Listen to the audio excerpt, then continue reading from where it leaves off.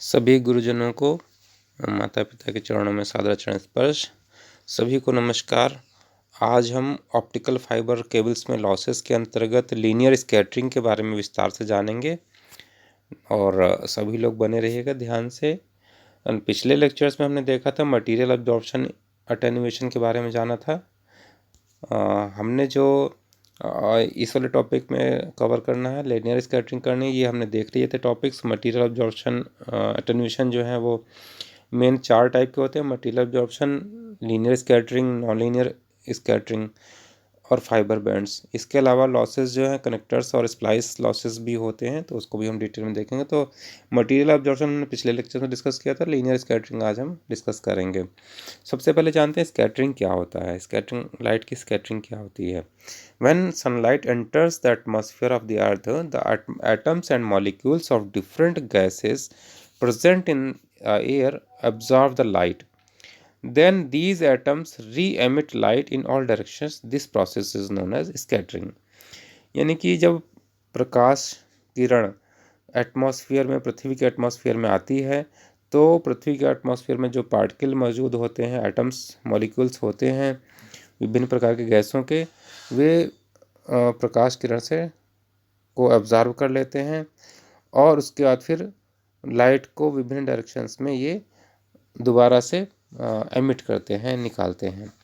ये process scattering कहलाता है। तो वास्तव में किरण जो है हम इस तरीके से समझ सकते हैं कि किरण आई और पार्टिकल से टकराई और फिर वो चारों तरफ फैल गई। द एटम्स और particles that scatter light are called scatterers. तो जो एटम और पार्टिकल्स प्रकाश किरण को चारों तरफ फैलाने का कार्य करते हैं वो स्कैटर कहलाते हैं। The intensity of scattered light is inversely proportional with the fourth power of the wavelength of incident light when the particle is of a smaller diameter than the wavelength of the light. तो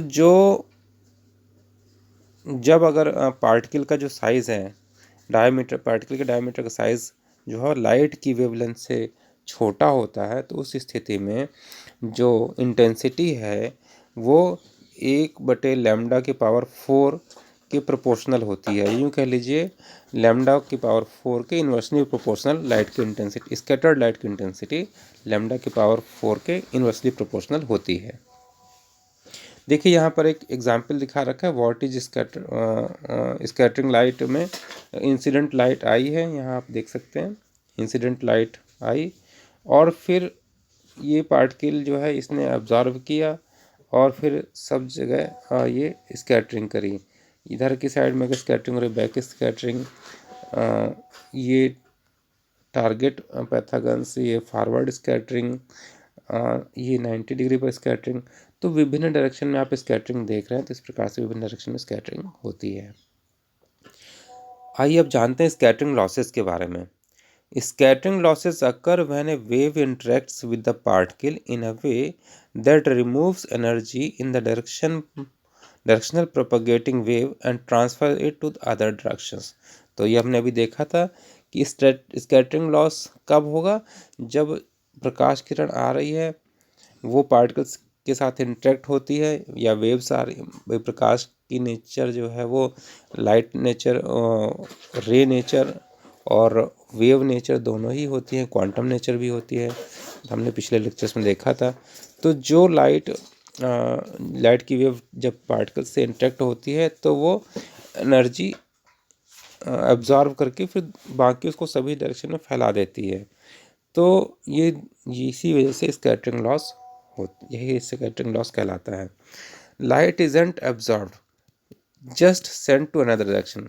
वास्तव में प्रकाश जो है वो प्रकाश किरण particle अवशोषित नहीं करता, बल्कि उसकी एनर्जी को विभिन्न डायरेक्शंस में ये फैला देता है। However, the distinction between scattering and absorption doesn't matter much because the light is lost from the fiber in either case. तो ये हम देख ही चुके हैं कि स्कैटरिंग और अब्जॉर्प्शन दोनों की वजह से ही लाइट फाइबर में जब प्रकाश जाता है तो उसकी दोनों स्कैटरिंग की वजह से भी लॉस होता है और अब्जॉर्प्शन की वजह से भी लॉस होता है, तो दोनों की वजह से ही लॉस होता है। दो मुख्य प्रकार के स्कैटरिंग हो सकते हैं, लीनियर स्कैटरिंग और non linear scattering. For linear scattering, the amount of light power that is transferred from a wave is proportional to the power in the wave. ये लीनियर स्कैटरिंग के लिए क्या है, the amount of light power that is transfer from a wave is proportional to the power in the wave. जो power transfer होगी वो linearly transfer होती है वेव की. It is characterized by having no change in frequency in the scattered wave. और जो scattered wave निकलती हैं उसमें और जो वेव आ रही है उसमें कोई फ्रीक्वेंसी में कोई चेंज नहीं मिलता है इसमें. तो यहाँ पर हमने देखा कि पावर जो है लीनियरली ट्रांसफ़र होती है, मतलब अगर ज़्यादा पावर आए तो ज़्यादा ही स्कैटर्ड होगी और कम पावर आए तो कम ही स्कैटर्ड होगी. और साइमल्टेनियसली क्या होगा, फ्रीक्वेंसी जो जिस फ्रीक्वेंसी का वेव आकर के पार्टिकल से टकराएगा, जो स्कैटर्ड लाइट होगी उसकी फ्रीक्वेंसी वही होगी जो इंसिडेंट लाइट की है.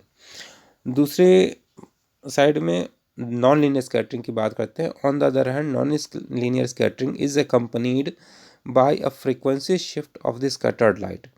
अभी हमने देखा था लीनियर स्कैटरिंग में जब स्कैटरिंग हुई तो स्कैटर्ड लाइट की फ्रीक्वेंसी वही थी जो इंसिडेंट लाइट की फ्रीक्वेंसी थी. लेकिन नॉन लीनियर स्कैटरिंग में ऐसा नहीं है, इसमें फ्रीक्वेंसी शिफ्ट हो जाता है, स्कैटर्ड लाइट की फ्रीक्वेंसी चेंज हो जाती है. Non-linear scattering is caused by high values of electric field within the fiber modest to high amount of optical power. तो ये जब high amount of optical power हम ट्रांसमिट करते हैं तभी हमें नॉन लीनियर स्कैटरिंग का प्रभाव देखने को मिलता है. Non linear scattering causes significant power to be scattered in the backward, forward और साइडवेज डायरेक्शंस. तो नॉन लीनियर स्कैटरिंग की वजह से बहुत ज़्यादा पावर, काफ़ी मतलब मात्रा में पावर स्कैटर्ड होती है. फॉरवर्ड डायरेक्शन में भी होती है, बैकवर्ड डायरेक्शन में भी होती है और अदर डायरेक्शंस में भी होती है. तो इसको हम नेक्स्ट वीडियो में देखेंगे नॉन लीनियर स्कैटरिंग के बारे में. तो अब हम यहाँ पर जो पढ़ेंगे अब लीनियर स्कैटरिंग की पढ़ेंगे बात. लीनियर स्कैटरिंग की बात करेंगे. लीनियर स्कैटरिंग अटेन्यूएशन में किसी एक मोड में ट्रांसमिटेड ऑप्टिकल पावर का कुछ अथवा पूर्ण भाग दूसरे मोड में लीनियरली ट्रांसफ़र होता है. लीनियर ट्रांसफ़र का मतलब जैसे proportional to the mode power, जितना मोड में पावर उसी के अनुसार पावर ट्रांसफ़र होगी. ज़्यादा मोड पावर है, मोड में ज़्यादा पावर है तो वो जब ट्रांसफ़र भी ज़्यादा होगा. इस प्रक्रिया के कारण यदि पावर लीकी या रेडिएशन मोड में चले जाए तो ऑप्टिकल सिग्नल अटेन्यूएट हो जाता है. अब ये जब इस पावर ट्रांसफ़र की प्रक्रिया में अगर ऐसे मोड में पावर चली जाती है जो लीकी है या रेडिएशन मोड है तो फिर ऑप्टिकल पावर सिग्नल अटेन्यूएट हो जाता है. ठीक है. लीनियर स्कैटरिंग दो टाइप की हो सकती है, रैले लीनियर स्कैटरिंग और माइर लीनियर स्कैटरिंग. ये दोनों ही फाइबर की नॉन आइडियल फिजिकल प्रॉपर्टीज के कारण होते हैं जिनको सुधारना बहुत मुश्किल होता है. आइए थोड़ा रैले स्कैटरिंग के बारे में जानते हैं. The Rayleigh scattering models break down when the particle size becomes larger than around 10% of the wavelength of the incident light. Actually जब हमारा पार्टिकल साइज जो इंसिडेंट लाइट का वेवलेंथ है उसका 10% से कम रहता है तब लीनियर स्कैटरिंग मॉडल जो है वो प्रभावी होता है. ठीक है. मतलब क्या है, जो हमारा पार्टिकल का साइज़ है वो हमारा कम साइज़ का होना चाहिए as compare to 10% of wavelength of the incident. ठीक है. Rayleigh scattering accounts for about 96% of the attenuation in optical fibre. तो रैले स्कैटरिंग क्योंकि एक तो रिमूव नहीं की जा सकती और ये 96% तक पार्ट मतलब अटेन्यूएशन में 96% रोल जो है करीब करीब रैले स्कैटरिंग का ही होता है ऑप्टिकल फाइबर कम्युनिकेशन में. Rayleigh scattering named after British physicist Lord Rayleigh is the main type of linear scattering. ये फिजिसिस्ट थे, भौतिक वैज्ञानिक थे लॉर्ड रैले. उन्हीं के नाम के आधार पर रैले स्कैटरिंग की उन्होंने ही नाम दिया गया, उन्होंने इसका अध्ययन किया था.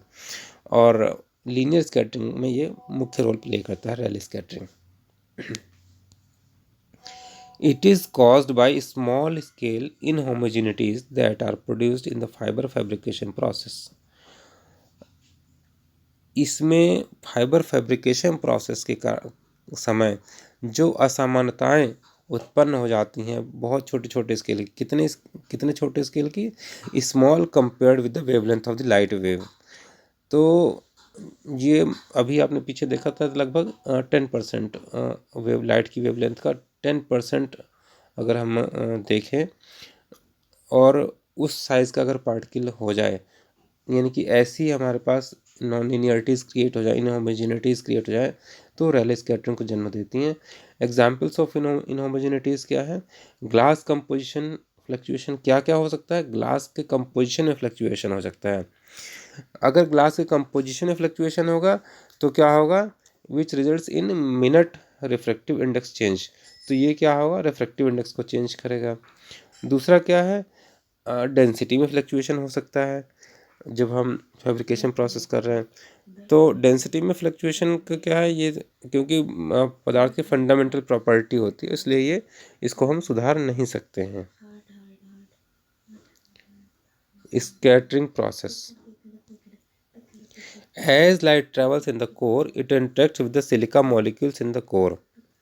जैसे लाइट कोर में ट्रेवल करती है और ये सिलिका मॉलिक्यूल से, फाइबर के अंदर सिलिका मॉलिक्यूल है जो कोर में, उनसे इंटरेक्ट करती है, संपर्क में आती है। These elastic collisions between the light wave and the silica molecules results in Rayleigh scattering. तो जैसे ही ये कोलिजन होता है लाइट वेव का सिलिका मॉलिक्यूल से, तो रैले स्कैटरिंग में ये रैले स्कैटरिंग को जन्म देता है। ठीक। If the scattered light maintains an angle that supports forward travel within the core, no attenuation occur. अब अगर ये स्कैटरिंग इस टाइप से ऐसे एंगल पर हो कि ये फॉरवर्ड ट्रैवल डायरेक्शन को सपोर्ट करे, तो हमारा अटेन्युएशन लगभग नहीं होता। If the light is scattered, यदि स्कैटर्ड लाइट ऐसे एंगल पर जाए that does not support continued forward travel, यदि हमारी लाइट जो टकरा करके जा रही है, निकल रही है स्कैटर्ड लाइट, वो फॉरवर्ड डायरेक्शन को सपोर्ट नहीं कर रही है, तो क्या होगा? The light is diverted out of the core and attenuation occurs. तो अब हमारा ये अटेन्युएशन उस टाइम पर ज़्यादा होगा। Depending on the incident angle, some portion of light propagates forward and the other deviates out of the propagation path and escapes from the fiber core. तो ये चीज़ हमने देखी थी। Some scattered light is reflected back toward the light source. कुछ light ऐसा भी होता है जो पूरी तरीके से बैक रिफ्लेक्ट हो जाती है और लाइट सोर्स की तरफ चली जाती है, और इसी प्रॉपर्टी का हम यूज़ करते हैं OTDR बनाने में। This property that is used in an OTDR, optical time domain reflectometer, to test fibres. तो फाइबर टेस्टिंग में यूज़ करते हैं उसका। तो अभी इस OTDR भी हम पढ़ेंगे आगे। देखिए यहाँ पर आपको कुछ चित्र द्वारा समझाने की कोशिश की गई कि लाइट वेव, ये देखिए ट्रेवल कर रही है इस डायरेक्शन में। अब कुछ लाइट वेव इधर को आ रही हैं, कुछ इधर आगे डायरेक्शन में जा रही हैं, ये देखिए, कुछ ही आगे की तरफ। तो जो लाइट स्कैटरिंग के बाद अगर इधर डायरेक्शन में जाती है तब तो सपोर्ट हो जाता है, लेकिन मान लो यहाँ पर टकराने के बाद ये ठीक बैक हो गई, रिफ्लेक्ट टोटली बैकवर्ड, तो इसी फिनोमेना का हम यूज़ करते हैं किस में? ऑप्टिकल टाइम डोमेन रिफ्लेक्टोमीट्री में। और ये सारे के सारे जो भी सपोर्ट, ये फॉरवर्ड डायरेक्शन को, स्कैटर्ड लाइट जो है फॉरवर्ड डायरेक्शन में जो नहीं जा रही होती हैं, यानी कि जो इधर जा रही हैं, इधर जा रही हैं या इधर जा रही हैं, तो वो सारे क्या करते हैं? वो लॉसेस कॉज करते हैं। तो इन्हीं की वजह से रैले स्कैटरिंग लॉसेस होते हैं। Rayleigh scattering is strongly dependent upon the size of the particle and the wavelength. Rayleigh scattering सबसे ज़्यादा किस पर डिपेंड करता है? पार्टिकल के साइज़ पर और वेवलेंथ पर डिपेंड करता है, ये पदार्थ पर डिपेंड नहीं करता है। तो पार्टिकल का साइज़ कितना होना चाहिए? अभी हमने देखा था कि वेवलेंथ जो इंसिडेंट लाइट का है, उसका इंसिडेंट लाइट की वेवलेंथ का 10% से कम अगर साइज़ है तो आपकी रैले स्कैटरिंग रोल प्ले करती है। The intensity of the Rayleigh scattered radiation increases rapidly as the ratio of the particle size to the wavelength increases. जैसे जैसे पार्टिकल साइज और वेवलेंथ का रेशियो इंक्रीज करता है, वैसे वैसे रैले स्कैटरिंग का रेडिएशन भी की इंटेंसिटी भी इंक्रीज होती है। Furthermore, the intensity of Rayleigh scattered radiation is identical in the forward and reverse direction. और क्या है कि जितना रैले स्कैटर्ड फॉरवर्ड डायरेक्शन में होता है और उतना ही लगभग रिवर्स, उतनी ही मात्रा का या उतनी इंटेंसिटी का रिवर्स डायरेक्शन में और फॉरवर्ड डायरेक्शन में, मतलब उनकी वैल्यूज़ जो है रिवर्स डायरेक्शन में, जो आपका स्कैटर्ड लाइट और फॉरवर्ड डायरेक्शन में अगर कोई लाइट स्कैटर्ड होती है तो उनकी इंटेंसिटी लगभग समान होती है। जी, अब रैले स्कैटरिंग से जो हमें जहाँ पर हमें लॉसेस होते हैं उसकी हम चर्चा अगर करें तो लोअर वेवलेंथ पर बहुत ज़्यादा लॉसेस होते हैं और हायर वेवलेंथ पर कम लॉसेस होते हैं। अभी हम इस चीज़ को आगे भी देखेंगे ग्राफ के थ्रू। यह अल्ट्रावायलेट और इंफ्रारेड अवशोषण के मध्य सर्वाधिक होने वाला इंट्रिंसिक लॉस मैकेनिज्म है। देखिए रैले स्कैटरिंग एक्चुअली वेवलेंथ के साथ साथ वेवलेंथ अगर बढ़ेगी तो हमारा स्कैटरिंग लॉस कम होगा। तो अगर लोअर वेवलेंथ की तरफ जाए यानी कि 800 नैनोमीटर, 700 नैनोमीटर, 500 नैनोमीटर, तो इधर रैले स्कैटरिंग और ज़्यादा बढ़ती चली जाएगी। और अगर हम 800 से आगे बढ़ें, 800, 1000 नैनोमीटर, 1200 नैनोमीटर, 1500 नैनोमीटर, तो इधर रैले स्कैटरिंग कम होती चली जाती है। तो लेकिन फिर भी रैले स्कैटरिंग का जो पार्ट है वो इन दोनों वेवलेंथ यानी कि 800 से और 1700 नैनोमीटर के मध्य काफ़ी ज़्यादा ये रोल प्ले करता है। रैले स्कैटरिंग रिफ्रैक्टिव इंडेक्स में उतार चढ़ाव के कारण होता है। अभी हमने पीछे देखा था कि दो कॉजेज हैं रैले स्कैटरिंग के, एक तो पदार्थ के घनत्व में माइक्रोस्कोपिक असमानता और दूसरा कंपोजिशन में change.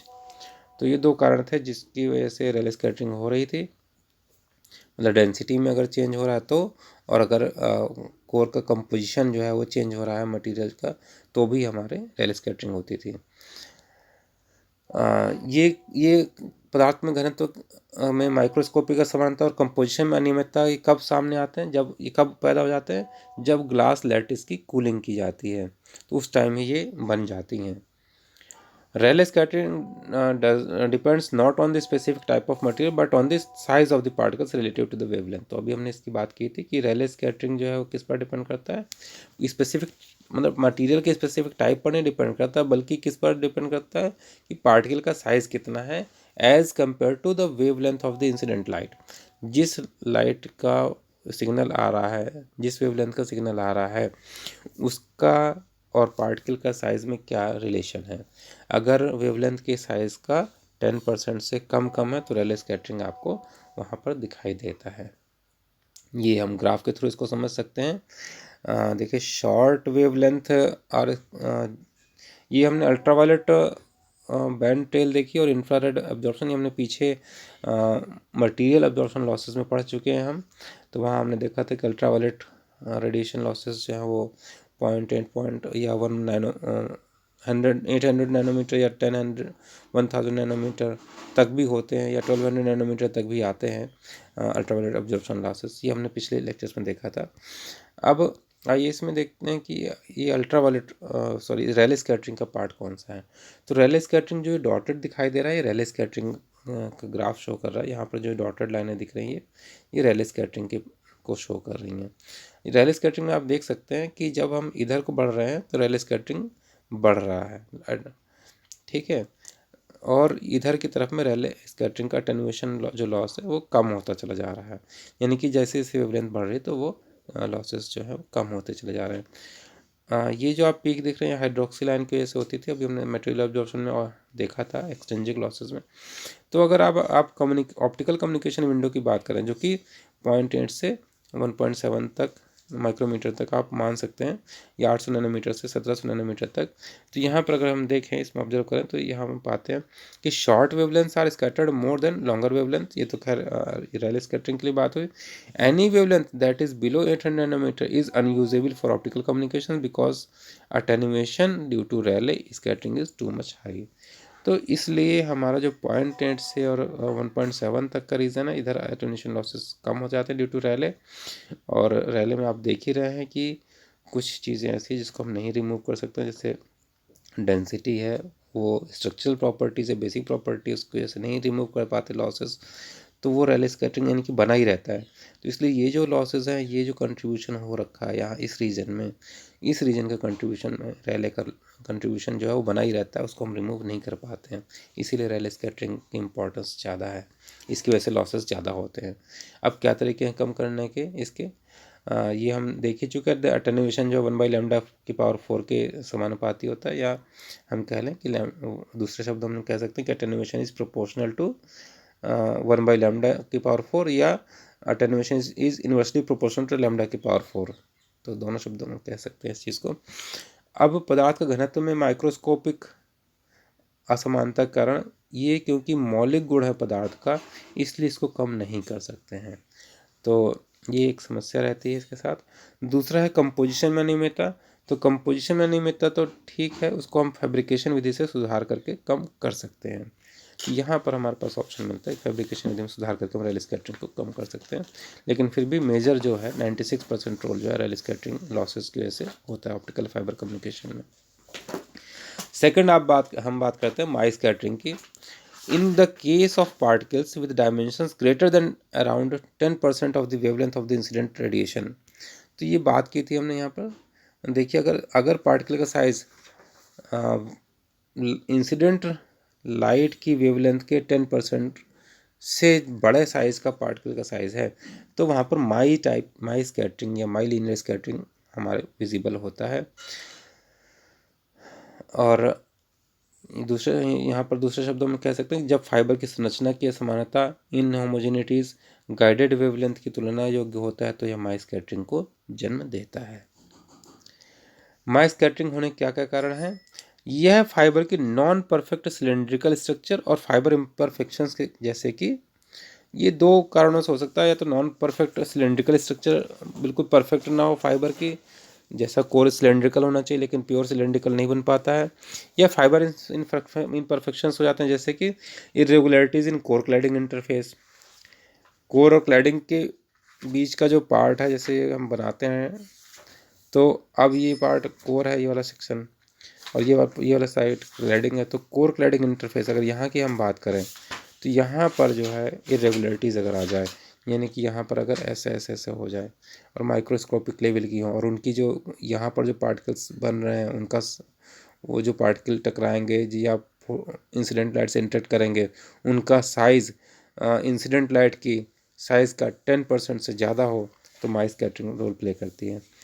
Core cladding refractive index difference along the fibre length. दूसरा क्या हो सकता है इम्परफेक्शन, जैसे कि फाइबर की लंबाई से जैसे जैसे हम फाइबर में आगे बढ़ते हैं तो पता चला कोर और क्लैडिंग का रिफ्रैक्टिव इंडेक्स डिफरेंस जो है वो बदल रहा है बार बार, तो ये भी कॉज होता है माई स्कैटरिंग का। दूसरा, कोर का डायामीटर अगर चेंज होता रहे तो भी प्रॉब्लम है। स्ट्रेन और बबल्स भी माई स्कैटरिंग को जन्म देते हैं।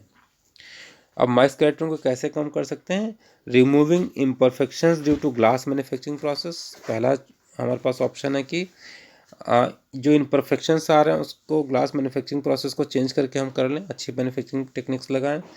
Carefully controlled extrusion of and coating of the fibre को खींचना है और उसको फिर कोटिंग करना, वो भी बहुत सावधानी से करें। और तीसरा है increasing the fibre guidance by increasing the relative refractive index difference. तो relative refractive index difference N1-N2/N1 को हम बढ़ा करके फाइबर गाइडेंस बढ़ा करके फिर हम माई स्कैटरिंग को कम कर सकते हैं। ठीक है, तो ये क्वेश्चंस कुछ हमने ये थ्योरी देखी थी। अब क्वेश्चंस कुछ जो पूछे जाने वाले हैं वो अटेन्यूएशन लॉसेस को समझाते हुए लीनियर स्कैटरिंग लॉसेस को विस्तार से बतलाइए, रैले स्कैटरिंग के कारण बतलाइए और उनको कैसे दूर किया जा सकता है, इसी प्रकार से माई स्कैटरिंग के कारण बतलाइए और इन्हें कैसे दूर किया जा सकता है। मेरे साथ बने रहने के लिए बहुत बहुत धन्यवाद। अगले चैप्टर में देखेंगे नॉन लीनियर स्कैटरिंग का। Thank you.